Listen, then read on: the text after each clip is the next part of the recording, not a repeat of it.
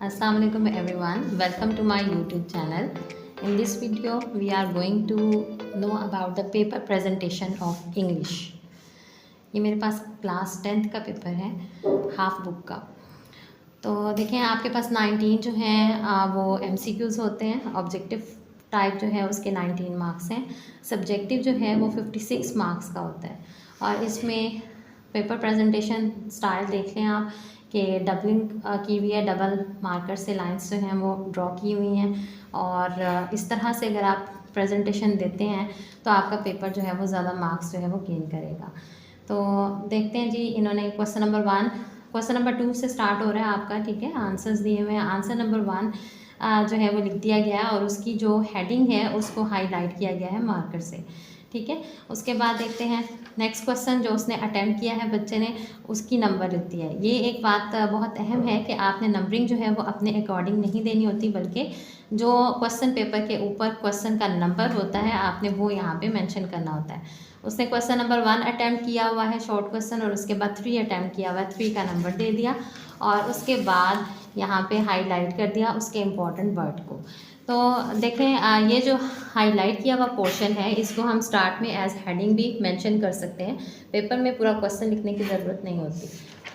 आगे देखते हैं जी, इन्होंने क्वेश्चन जो है, ये एक बात आपने जहन में रखनी है, जहाँ कहीं भी आपका क्वेश्चन एंड हो रहा है वहाँ पर आपने एंडिंग लाइन ज़रूर ड्रॉ करनी है।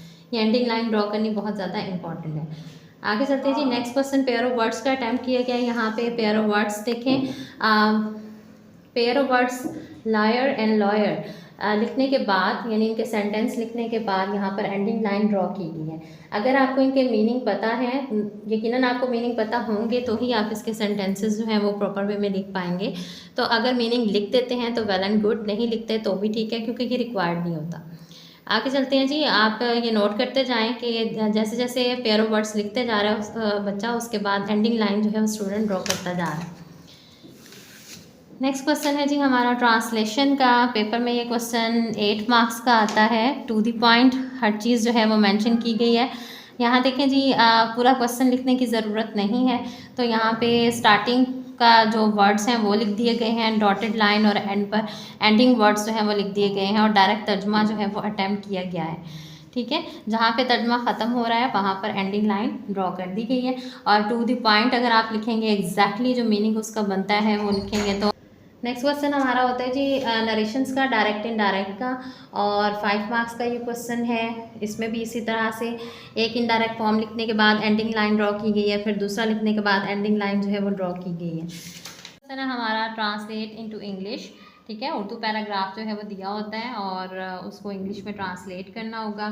तो ये टू द पॉइंट लिखा हुआ है, एग्जैक्टली लिखा हुआ है, एग्जैक्ट, तो नंबर उसने बच्चे ने पूरे गेन किए हैं। समरी का क्वेश्चन अटैम्प्ट हुआ हुआ है पेपर में, पीस की समरी है और रेफरेंस लिखा गया है। उसके बाद समरी के अंदर देखें जी, कोटेशंस जो हैं वो इन्वर्टेड कॉमास लगा के पेज के सेंटर में लिखी जाती हैं, और समरी के अंदर आप जितनी कोटेशंस कोट करेंगे उतना ही अच्छा इंप्रेशन जो है वो पड़ेगा। समरी की लेंथ आप देख लें कितनी लिखी गई है, 1.5 पेज। नेक्स्ट है जी, क्वेश्चन होता है पैराग्राफ या एसे राइटिंग का। तो कर्टेजी एसे जो है ये यहाँ पे लिखा गया है। इसके अंदर भी स्टूडेंट ने कोटेशंस जो हैं वो लिखी हुई हैं और कोटेशन मार्क्स बाकायदा तौर पे लगाए हुए हैं। इनको आप बोल्ड करके मार्कर के ज़रिए से लिखेंगे तो अच्छा इंप्रेशन आएगा। ये आप इसकी लेंथ देख लें पैराग्राफ की, ठीक है। ये इसकी लेंथ है यहाँ तक। थैंक यू स्टूडेंट्स, इंशाल्लाह this will help you a lot.